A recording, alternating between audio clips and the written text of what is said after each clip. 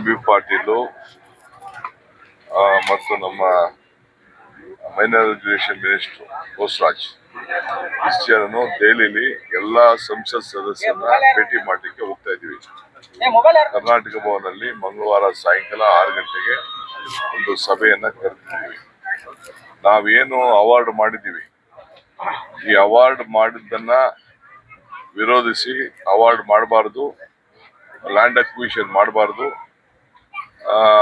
ಅಂತ ಹೇಳಿ ಈಗಾಗಲೇ ಆಂಧ್ರ ಪ್ರದೇಶದವರು ಕೇಂದ್ರ ಸರ್ಕಾರಕ್ಕೆ ಒಂದು ಮನವಿಯನ್ನ ಸಲ್ಲಿಸಿದ್ದಾರೆ. ಅವರು ನಮಗೆ ಕಾರ್ಡ ಕೇಳಿ ನೋಟಿಸ್ ಅನ್ನ ಕೊಟ್ಟಿದ್ದಾರೆ. ಇದು ನಮ್ಮ ಭೂಮಿಯಲ್ಲಿ ನಾವು ಮಾಡ್ತಾ ಇದೀವಿ. ಈಗಾಗಲೇ ಸುಮಾರು 26,000 ಕೋಟಿ ರೂಪಾಯಿ ಕೂಡ ಈಗಾಗಲೇ ಏನು ಎತ್ತರ ಆಗುವಂತಹ ಜಾಗಕ್ಕೆ ಈಗಾಗಲೇ ಕೆಲಸಗಳನ್ನು ಕೂಡ ಕಾಮಗಾರಿಗಳನ್ನ ಪ್ರಾರಂಭ ಮಾಡಿದ್ದೇವೆ.